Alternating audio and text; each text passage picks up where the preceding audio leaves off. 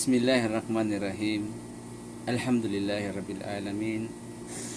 Wassalatu wassalamu ala asrafil anbiya wal mursalin nabiyina Muhammad wa ala alihi wa sahbihi ajma'in.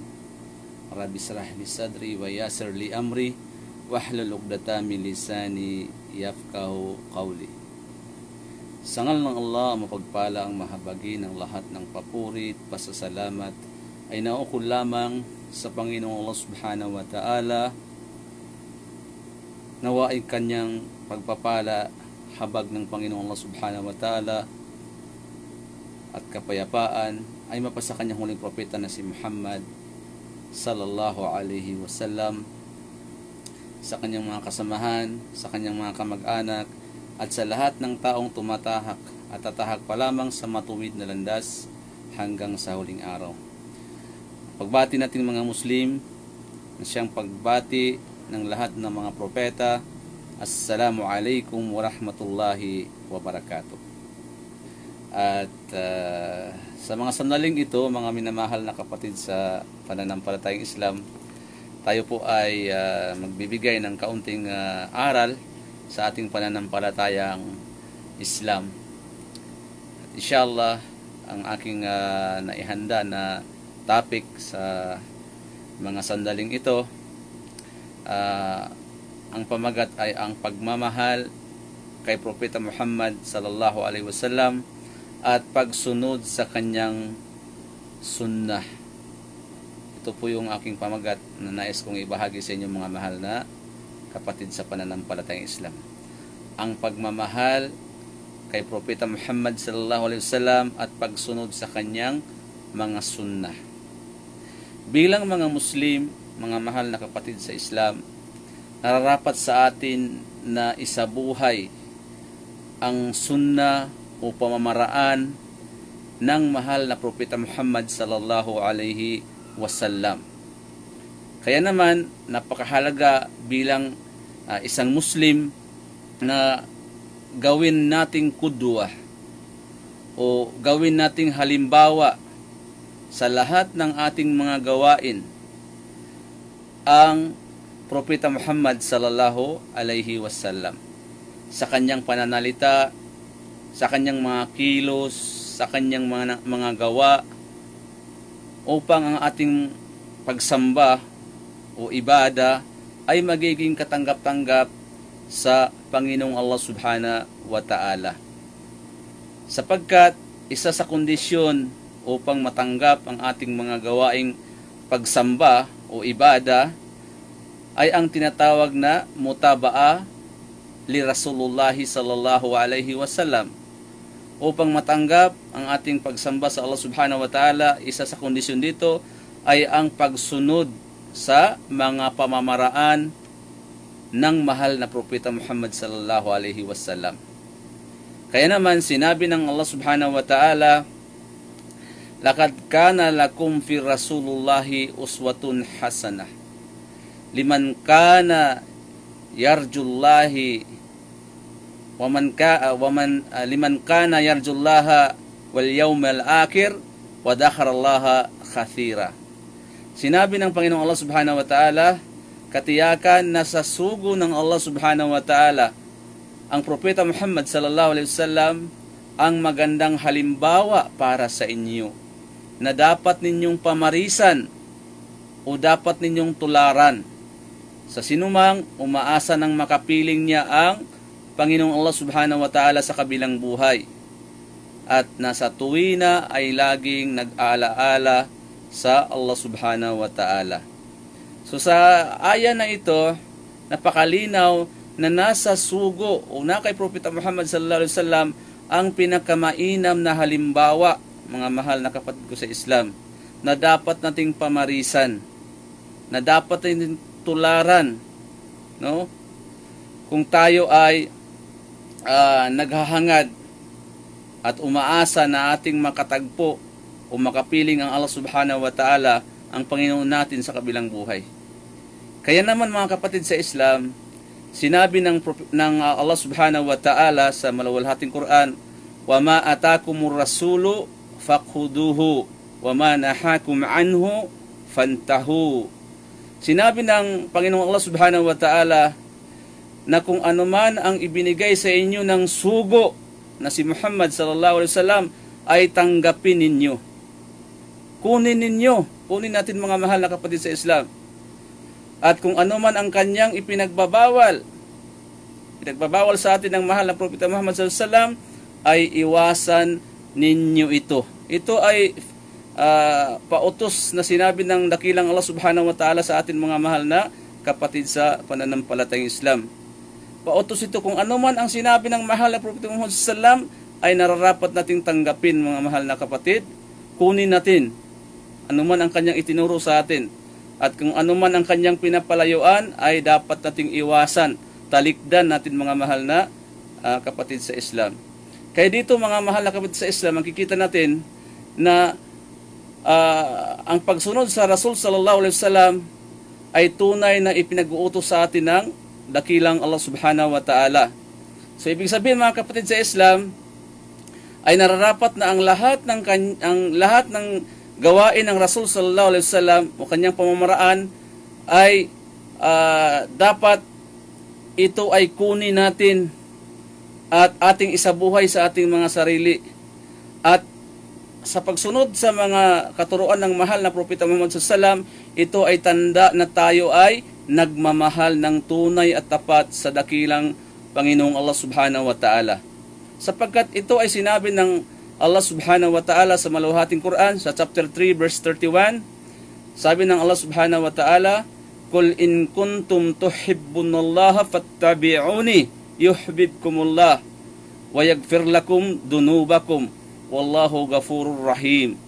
Napakalinaw po mga mahal na kapatid sa Islam na mismo ang Allah Subhanahu wa Ta'ala ay nagsabi sa maluhating Quran, sabi niya, kung tunay kayo na nagmamahal, umiibig sa Allah Subhanahu wa Ta'ala, ay sundin ninyo ako. Sundin natin ang Propeta Muhammad sallallahu alaihi wasallam. Bakit? Mamahalin kayo ng Allah Subhanahu wa Ta'ala. Kapag tayo pala mga mahal na kapatid sa Islam ay sumunod sa mahal na Propeta Muhammad sallallahu alaihi wasallam, ay tayo ay kamahal-mahal sa Allah Subhanahu wa Ta'ala.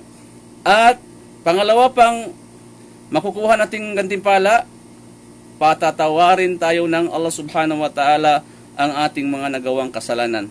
Dalawa pong makukuha nating reward mga kapatid sa Islam kapag sumunod tayo sa mahal na Propeta Muhammad sallallahu alaihi wasallam. Unang-una, mamahalin tayo ng Allah Subhanahu wa Ta'ala. Pangalawa, papatawarin sa atin ng Allah Subhanahu wa Ta'ala ang ating mga nagawang mga kasalanan. Kaya dito natin makikita mga mahal na kapatid sa Islam na kung talagang tunay tayo na nagmamahal sa ating Panginoong Allah Subhanahu wa Ta'ala, ay nararapat nating sundin ang mahal na Propeta Muhammad sallallahu alaihi wasallam. Kaya wajib sa isang Muslim, wajib sa atin mga kapatid, o obligado sa bawat Muslim, isa sa atin na mahalin natin ang Propeta Muhammad sallallahu alaihi wasallam, sapagkat ang pagmamahal sa Propeta Muhammad sallallahu alaihi wasallam, ito ay palatandaan na nagiging ganap ang ating iman o nagiging ganap ang ating pananampalataya mga kapatid sa Islam. Sapagkat ang Propeta Muhammad sallallahu alaihi wasallam ay nagsabi, qala sallallahu alaihi wasallam, la yu'minu ahadukum hatta akuna ahabba ilaihi min waladihi wa walidihi wa nasi ajma'in. Sinabi ng mahal na Propeta Muhammad sallallahu alaihi wasallam na hindi magiging ganap ang inyong pananampalataya sa isa man sa inyo hanggat hindi niya akong mahalin.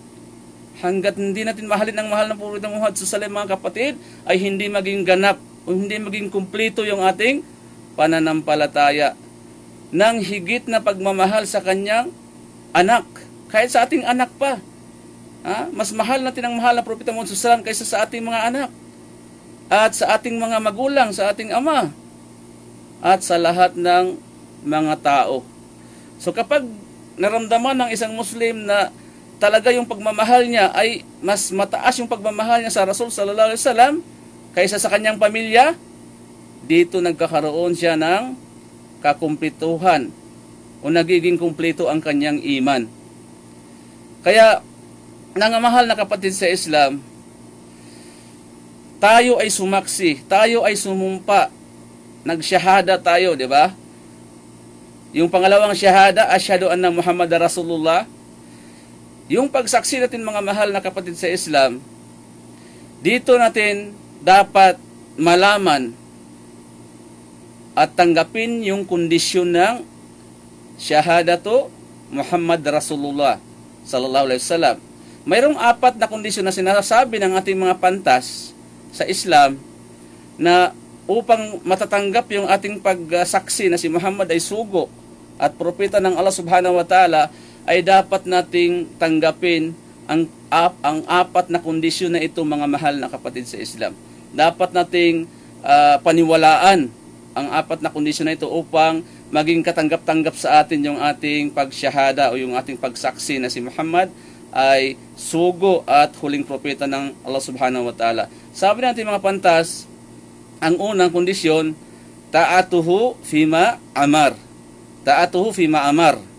Ibig sabihin mga kapatid, sabi natin mga pantas, ang pagsunod sa lahat ng mga ipinag-uutos sa atin ng propeta Muhammad sallallahu alaihi wasallam. Ta'a, kailangang sumunod tayo mga kapatid. Ito yung una na kondisyon upang matatanggap yung ating pagsaksi na si Muhammad ay sallallahu alaihi wasallam ay propeta at sugo ng Allah. Kinakailangan tayo ay sumunod sa kanyang lahat ng pinag-uutos. Sundin natin mga kapatid, ano man ang kanyang pinag-uutos, sumunod tayo. Pangalawa, watasdikuhu fima akhbar. At paniwalaan natin ang lahat ng mga bagay na kanyang sinabi. Ano man ang mga sinabi sa atin ng mahal na propeta sallallahu alaihi wasallam, ito ay nararapat, obligado sa ating ito ay paniwalaan mga mahal na kapatid sa Islam. Pangatlo, wajtinabu manaha anhu wazzazar. Pangatlo, iwasan natin ang lahat ng kanyang mga ipinagbabawal. Iwasan mga kapatid, anuman ang pinagbabawal sa atin ng mahal na propeta Muhammad sallallahu alaihi wasallam ay nararapat nating layuan, talikdan at iwasan. Sapagkat ito'y nakakabuti sa atin mga mahal na kapatid sa Islam. Kaya nga sabi ng Allah Subhanahu wa Ta'ala, wa ma nahakum anhu fantahu. Anuman ang pinapa-iwasan sa iyo ng sugo, ang mahal na propeta Muhammad sallallahu alaihi wasallam ay dapat ninyo itong pangingilagan, layuan at iwasan. Pang-apat mga mahal na kapatid sa Islam, para makumpleto yung ating pagsyahada na si Muhammad, si propeta Muhammad ay sugo ng Allah Subhanahu wa Ta'ala, sinabi ng ating mga pantas, wa alla yu'badallahu ila bima syara'. Ibig sabihin mga kapatid sa Islam, at hindi daw nararapat na sambahin natin ng Allah Subhanahu wa Ta'ala. Ibig sabihin, hindi tayo maaaring gumawa ng pagsamba sa Allah Subhanahu wa Ta'ala maliban lamang sa kung papaano ang pamamaraan na ginawa ng mahal na propeta Muhammad sallallahu alaihi wasallam. Hindi tayo pwedeng mag-imbento ng pamamaraan ng pagdarasal mga kapatid sa Islam maliban na ito ay sa pamamaraan ng mahal na propeta Muhammad sallallahu alaihi wasallam. Kaya nga sinabi ng mahal na propeta Muhammad sallallahu alaihi wasallam, sallu kama ra'aytumuni usalli. Magdasal kayo kung papaano niyo ako nakitang nagdarasal. Kaya nga hindi tinatanggap yung anumang ibada o pagsamba sa Allah Subhanahu wa Ta'ala mga kapatid, maliban lamang kung ito ay ginawa ng mahal na propeta Muhammad sallallahu alaihi wasallam. Kaya mga mahal na kapatid ko sa pananampalatayang Islam, ang propeta Muhammad sallallahu alaihi wasallam ipinadala ng Allah Subhanahu wa Ta'ala sa atin sa buong sangkatauhan bilang habag at awa sa atin ng Allah Subhanahu wa Ta'ala. Sinabi ng Allah Subhanahu wa Ta'ala, wa ma arsalnaka illa rahmatan lil alamin. Hindi ka namin ipinadala rahmatil lil alamin. Hindi ka namin isinugo, pinadala o Muhammad maliban na ikaw ay habag, awa sa buong sangkatauhan. So awa, alhamdulillah, awa at habag sa atin ng mahal na propeta Muhammad sallallahu alaihi wasallam, mga mahal na kapatid sa Islam. Ito ang wisdom kung bakit sinugo siya ng Panginoong Allah Subhanahu wa Ta'ala. Kaya nga ang kaibahan ng ni propeta Muhammad sallallahu alaihi wasallam sa ibang mga sugo at mga propeta, halimbawa tulad ni propeta Moises, propeta Isa alaihimus salam, sila ay pinadala lamang sa mga piling lugar. Tulad sa halimbawa sa lugar sa Israel, doon lamang sila pinadala. Samantala ang mahal na propeta Muhammad sallallahu alaihi wasallam, siya ay pinadala ng Allah subhanahu wa ta'ala. Isinugo siya ng Allah subhanahu wa ta'ala sa buong sangkatauhan, sa lahat ng nasyon. Saklaw tayo ng mahal na Propeta Muhammad sallam. Kahit yung mga kufar o mga hindi mananampalataya, sila ay saklaw sa panahon ng Rasul sallallahu alaihi wasallam, sapagkat siya ang pinakahuli at sagka sa lahat ng mga propeta. Kaya nga sinabi ng Panginoong Allah subhanahu wa ta'ala, "Qul ya ayuhan nas, inni rasulullahi ilaikum jami'an." Sinabi ng Allah subhanahu wa ta'ala, sabihin mo Muhammad, o mga tao, ako ay sinugo sa inyo ng Allah, sa inyo lahat, jami'an, sa buong sangkatauhan. So, ang kaibahan ng mahal na Propeta Muhammad sallallahu alaihi wasallam sa ibang mga propeta, ang ibang mga propeta, specific lamang na lugar sila ipinadala. Subalit ang mahal na Propeta Muhammad sallallahu alaihi wasallam, siya ay ipinadala ng Allah subhanahu wa ta'ala sa lahat ng nasyon o sa buong sangkatauhan. At mismo ang Allah subhanahu wa ta'ala nagsabi na si Propeta Muhammad sallallahu alaihi wasallam, siya ay hindi nagsasalita ng saganang kanya lamang, no? Bagkus ang kanyang mga sinabi, kanyang mga ibinalita, mga aral, ito ay wahyo o revelasyon na mula mismo sa Allah subhanahu wa ta'ala. Kaya nga sinabi ng Allah subhanahu wa ta'ala, "Wa ma yantiku 'anil hawa in huwa ila wahyu yuha." Sinabi ng Allah subhanahu wa ta'ala, si Muhammad ay hindi nagsasalita sa ganang galing lamang sa kanya. Hindi po. Sabi ng Allah subhanahu wa ta'ala, bagkus ito ay revelasyon sa kanya mula sa Allah subhanahu wa ta'ala. Wahyu, mga kapatid. Sabihin yung mga hadith ng Rasul sallallahu alaihi wasallam, ito ay wahyu. Hindi sa ganang kanya. Ito ay galing mismo sa Panginoong Allah subhanahu wa ta'ala. Kaya po, mga kamahal na kapatid sa Islam, payo ko po una sa aking sarili, mga kapatid sa Islam, at para din sa inyo, insyaAllah, na sikapin nating maisabuhay sa ating mga sarili ang sunnah o pamamaraan ng Propeta Muhammad sallallahu alaihi wasallam, dahil tayo ay kabilang sa kanyang ummah, na kung saan ang ummah ng Rasul sallallahu alaihi wasallam ay pinapangakuhan niya na makakapasok lahat sa paraiso. Pinapangakuhan tayo ng mahal na Propeta Muhammad sallallahu alaihi wasallam na tayo ay papasok sa paraiso kung saan tayo ay sumunod sa kanyang pamamaraan o sumunod tayo sa kanyang sunnah.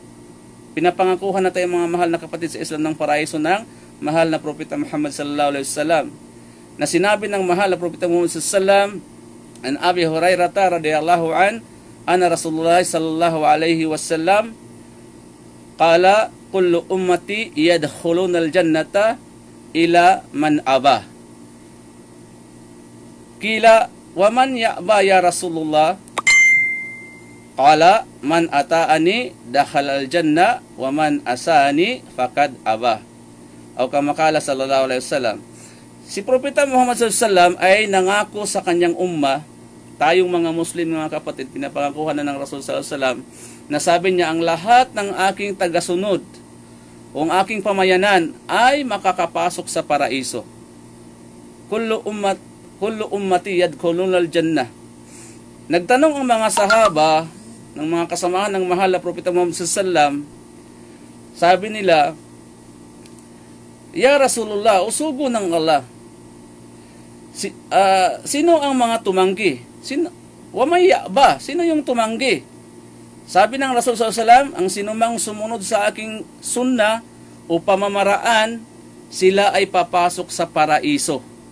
Yung sumunod sa sunnah, sa tradisyon, pamamaraan ng mahal na Propeta Muhammad sallallahu alaihi wasallam, ay makakapasok lahat sila sa paraiso. Subalit, sabi ng Rasul sallallahu alaihi wasallam, ang sinumang umayaw, tumanggi, sila yung tinatawag na nag-aba, sila yung mga tumanggi. Ibig sabihin, yung mga hindi sumunod sa sunnah o pamamaraan ng mahal na Propeta Muhammad sallallahu alaihi wasallam, sila yung mga tumanggi na ibig sabihin hindi sila makakapasok sa paraiso kasi tumanggi sila sa pagsunod sa pamamaraan ng mahal na Propeta Muhammad sallallahu alaihi wasallam. Kaya nakakatakot, mga mahal na kapatid, sa Islam, may mga Muslim na palaging sinasabi, ay sunna lang naman yan. Sunna lang yan, sunna. Lagi lang ginagawan lang ang sunna. Subhanallah. No? Ang sinumang napakalinaw na sinabi ng Rasul sallallahu alaihi wasallam, ang sinumang tumanggi sa aking sunna, hindi sumunod, sila yung mga umayaw, sila yung tumanggi ng paraiso. Hindi sila makakapasok sa paraiso. Ha? Dahil kapag tumanggi ka sa sunna ng Rasul sallallahu alaihi wasallam, anong ginagawa mo? Bid'ah. 'Di ba? Pagbabago, innovation, kasi 'yun ang kasalungat ng sunna. Yung innovation o yung pagbabago. So, dalala, pagkaligaw 'yun. Kaya nga sabi ng Rasul sallallahu alaihi wasallam, ang lahat ng pagkaligaw, dalala, ay kuluhum finnar. Lahat sila ay sa impernong apoy. Subhanallah. So, nakakatakot mga mahal na kapatid sa Islam. Kaya, mga mahal na kapatid sa Islam, ang Rasul sallallahu alaihi wasallam, nagbabala siya sa atin. Binabalaan niya ang mga Muslim. Yung laging minamaliit o binabaliwala ang sunna ng Rasul sallallahu alaihi wasallam, may babala ang Rasul sallallahu alaihi wasallam na kanyang sinabi, man ragiba an sunnati falaysa minni. Ang babala ng Rasul sallallahu alaihi wasallam, sabi niya, na ang sinumang lumayo sa aking sunna, lumayo sa aking pamamaraan, aking tradisyon, sumalungat, lumayo, siya ay hindi nabibilang sa aking ummah. Ibig sabihin, hindi na siya nabibilang sa ummah ng Rasul sallallahu alaihi wasallam. Man ragiba an sunnati falaysa minni. Ang sinumang umiwas, lumayo sa aking mga pamamaraan, tradisyon, ay hindi nakabilang sa akin. So saan ka na nabibilang kung hindi ka kabilang ng Rasul sallallahu alaihi wasallam? So subhanallah, mga mahal na kapatid sa Islam, napaka-delikado po ang yung pagsabi palagi na sunna lang yan, no? So wag nating maliitin kapatid, kasi sayang yung pangako sa atin ng Rasul sallallahu alaihi wasallam na ang sinumang sumunod sa aking sunna ay sila ay makakapasok sa paraiso, no? Subhanallah. So, inshallah mga kapatid sa Islam, ang payo ko sa aking sarili at inshallah din sa inyo mga mahal na kapatid, na ating pag-aralan po ang sira. Pag-aral tayo ng talambuhay ng Rasul sallallahu alaihi wasallam upang ating maisabuhay ang kanyang mga pamamaraan o sunna o tradisyon, upang tayo ay mapabilang nawa inshallah sa kanyang ummah na pinangakuhan niya na ng paraiso sa kabilang buhay. Allahumma amin. So, maraming salamat sa panonood, pagsubaybay. Anong oras na? Medyo gabing-gabi na. So, subhanallah, nandito yung ating mga kapatid, si Brother Hisham Alcanar. Assalamualaikum kapatid, si Brother Joel. Subhanallah, si Brother Joel, namimiss na kita. Saan ka na kapatid? Saan ka na ngayon nagtrabaho? Sa Jeddah ka na? Wala ka na sa Riyadh? At sa lahat, pati ang aming mahal na ustad, si Ustad Amrullah, sa Kamulaukir Ustad, gising ka pa pala. Subhanallah. At saka si Brother Saud, Kagi Satar. So, jazakumullahu khairan sa inyo mga mahal na kapatid. Ustaduna Amrullah, barakallahu fikum jami'an. At ilahuna, hanggang dito na lang. Wallahu a'lam, sallallahu ala nabina Muhammad wa ala alihi wa sahbihi ajma'in. Assalamualaikum warahmatullahi wabarakatuh. Jazakumullahu khair.